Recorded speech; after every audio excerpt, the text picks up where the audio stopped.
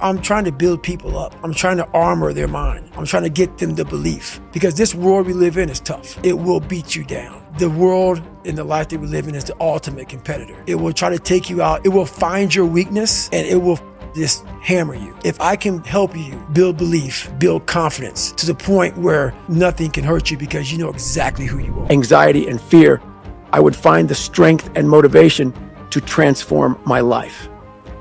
The brain is the most powerful weapon in the world. But once you figure out your brain, you become unstoppable to almost anything. Yeah, you can't beat death. You can't whatever. Your brain is amazing. Once you feed it the right conversation, the right mental nutrients, the right mental supplements, the right internal dialogue at the right time, with the right hit, with the right proof of what you've done in the past, and you send that right to the right circuit, dude, you're a fucking beast. A beast. But once again, you just can't read about it. You can't sit back and be a theorist. You have to be a fucking practitioner. And in that practice is where that becomes proof positive. What I'm saying is like, God, like David Goggins is blowing my mind. What is this? He's not crazy. And so many people, a lot of people, not getting civilized is about having a savage mentality. Civilized is something where people, it's a comfortable world. A lot of us say, you know, like for instance, I see these athletes right now who retire, you know, I'm 38, you know, I'm 39, I did 20 years at the top of my game, and I'm chilling out now. You see them a year later and how they look. What the hell just happened to you, dude? What the hell? You're one of the greatest athletes of all time. Kids looked up to you. Women, men of all ages looked up to you. And they hit the pinnacle where it's time to retire, and their mind says, I'm civilized. The worst thing that could ever happen to any human being is they become civilized. It's funny, man. People want to know how I'm always motivated. It's the unseen work, which you just said is a true statement. Those are false dopamine hits that people are giving you, man. There's no belief in that. These are teamwork dopamine. Like I'm out running at 2 o'clock in the morning, 1 o'clock in the morning, in the gym, long sessions by myself. That's real. How I'm able to just extract dopamine, the good dopamine whenever I want. Man, I've trained 99% of my life alone. No one pat me on the back. I did all of the work alone. And while I'm still hard on myself, I know what I did. So whenever times get bad for me, people, all this, who's gonna carry the boats and what? That's real. I hate that people know me for that guy, because that guy is not every fucking day. Like when they see me, they want that energy. That's not me every day. I can extract it immediately when I need to, because when you train alone, and I lived alone for so many years in this misery, and you're able to get out of it by yourself, I can take myself to such a level of real passion and purpose. And like the feeling I get is something I can't even explain by myself. I don't need anyone. That's why people come to me to motivate them. No one can motivate me. I have a resume full of the motivation that whenever I'm down, I'm like, oh, hang on, motherfucker. Oh, you know the truth. You know the truth. You know the darkness of the fucking dungeons and the fucking demons that fly. You know, and then from there, it's like, oh, okay, you were there. You know this. There was no one there to pick up the rucksack, to pick up the boat, to pick up the log, to go in there. It was you. It was you. There was no pat on the fucking back at 300, at 275, at 250, at 220. No, that was you. So those things that come out of me, that extract from me in the darkness, people are looking for that pat on the back. Where is it? Oh, I don't need it. Because what I've done is in the fucking unseen work, I built Frankenstein. So whenever shit gets nasty, David Goggins goes, you had nobody anyway, motherfucker. So see how I'm talking myself right now? That's me. That shit fires me the fuck up. That shit makes me fucking nuts. You had nobody anyway, motherfucker. Look around you. There was no fucking team. It was you. There was no weight loss program or mom and dad waking you up saying you can do it, you can be better, trying to build belief. You built belief when you had nothing. Rock bottom. You did that. So as times get hard for me, it'll keep going, man, if you keep doing it. But that is it, man. There's no sun. There's no glory. There's no carrot. There's no victory. But there is all of it in one. I just can't explain it real well to people, man. But what you get at the other end is something that you're always found. You're never lost anymore. Doesn't mean the journey's easy. Doesn't get any easier, but you're always found. Whenever you're the only one of your kind, you're in danger of being pushed toward the margins, suspected and disregarded, bullied and mistreated by ignorant people. That's just the way life is. You were born to fail. 5 weeks after Christmas, it had become obvious that my whole life had changed. The unexpected attention and notoriety that came with and followed the release of Can't Hurt Me was as humbling as it was disorienting. After decades of grinding in the shadows outside the public eye, I was now spotlit. I'd always felt most at home in the margins. During my military career, I'd go on my longest runs and rucks before anyone else woke up.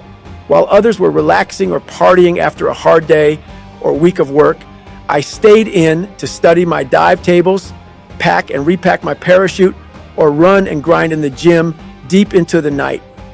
Everything I did on my own time was for my own personal fulfillment and growth. I damn sure didn't do it for attention. Yet I was often misunderstood.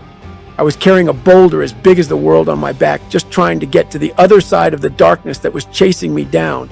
I was terrified that if I stopped getting better, if I gave myself a break from any of it, all my insecurities and innate laziness would get the drop on me again. Anytime I felt physically exhausted or mentally zapped, I pictured that 24-year-old fat ass glaring at me with a big smile on his face. A smile that said, "I'm still here, bitch. I am who you really are, and I'm not going anywhere." I looked at each day as an opportunity to mine the negativity that had colonized my brain and became fascinated by the power of the mind and how it can work for us and against us. Often it falls prey to the merry-go-round of emotions and situational conditions that cause confusion and sap us of focus, force, and fortitude, all of which have a natural tendency to ebb and flow like the tide. Feels like it's slipping through your fingers. There is only one option. Recreate yourself in your own mental lab. It's that total accountability. Like even when you retire, there's a motherfucker looking at me and judging me right now, man. I was the baddest person to ever live.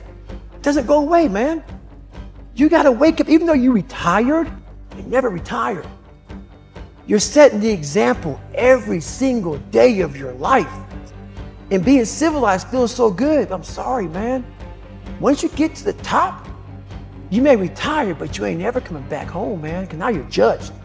People see you falling off.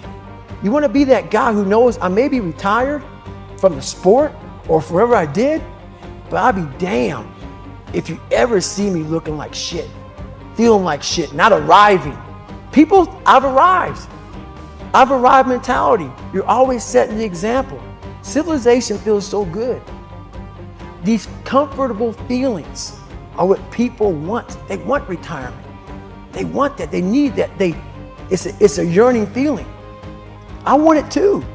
People love putting a label on me about, my God, man, you're just wired different. I'm not fucking wired different, dude. I'm thinking right now, after I got past my stuttering thing, now I'm on a roll, I'm good now. You know what I'm thinking about right now? I gotta fucking wake up tomorrow and do the same shit again. I gotta leave this fucking interview and go stretch out for 2.5 hours. I hate that shit. But guess what it does though? I'm constantly callousing over my victim's mentality that I once had growing up. Every day you have to do this shit. Because why? When you stop doing it, you don't just maintain it. If you stop shooting the gun, You're not gonna be a great shot when you pick a gun up a year from now. The only way to keep from getting rusty is to constantly oil that motherfucking machine. The machine is this. You gotta keep challenging it every day. I realized that I'm going to be somebody, and I'm searching for a feeling of true victory for myself and only myself. The second I shut out the whole world and realize that one thing, that I am in this world alone. I'm fighting this race by myself. Yeah, I'm all about people, I'm all about team, I'm all about that shit. But I'm really all about right now and in my life, just like you said, no one knows the real truth about me, how hard I really go. I don't care if anybody knows. I don't want anybody to know. I'm an introvert. I live an introverted life. And I love that about me. That right there is my fuel. Is I know that there's really no one out there grinding like me. And if they are, so be it. If I know about you, I'll make sure that I up my game. That's what the mentality is all about. My whole thing is a mentality thing. Like I told you the last time I was on the show, I viewed myself as the weakest person on the planet Earth. My goal in life was to, in my mind, believe I'm the hardest man alive. And that's why the whole thing is can't hurt me. That's what it's about. It's about whatever you think you are, you have to make that dream a reality. But that's where the hard part is making that dream reality. That's where the hard work comes in. That's where people know, how do you keep grinding every day? You have to make those insecurities, those fears. Like when I was 300 pounds, I didn't have any drive. I'm gonna go be a Navy SEAL. What kind of stupid shit is that, 300 pounds? It wasn't like a drive to go be a Navy SEAL. I was an insecure, lying kid, afraid. I had to look at my insecurities and in my fear and find drive in that. We're all looking for passion. Passion's all around you. You have a whole fucking stack of it all around you. It's your insecurities, all that shit. You gotta dive deep in that shit. It's all in there. All the energy and fuel you need is right in yourself. It's all there. You got a lot of stuff to do to overcome. And that's where I found it. I found it right there in my own insecurities. I found drive in my own insecurities. And that's the most powerful thing in the world. When you can find drive in your own doubt, fear, insecurities, you become very unstoppable. It's the truth.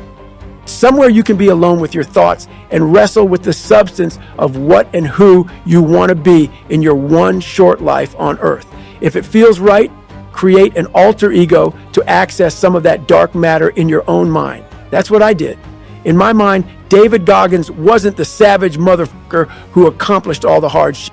It was Goggins who did that. David was the kid born with one eye closed and raised scared and shackled. There is nothing inherently special about me. I just stopped focusing on what was holding me back and learned to use rejection, pain, and failure as tools to harness every available bit of dark matter in my mind, all my unused strength, passion, and desire. It was rarely fun. I suffered way more than I smiled, but it helped me create my alter ego. Goggins was powered by the dark side of my soul that refused to be denied, and he had one goal: to become the hardest motherfucker to ever live. We all have a mental lab at our disposal, but most people don't even know that they have access to a place where they can transform themselves, therefore they remain locked out. By the time they hit midlife, the doors are wrapped with a rusty chain and deadbolted. The equipment inside is dusty and broken. Weeds are sprouting from the foundation and the roof. For 2 decades, the doors to my lab were locked too, because I'd locked myself inside. But after my heart scare, I realized that without even knowing it, at some point, I'd sleepwalked out of my mental lab, and the doors had shut and locked behind me.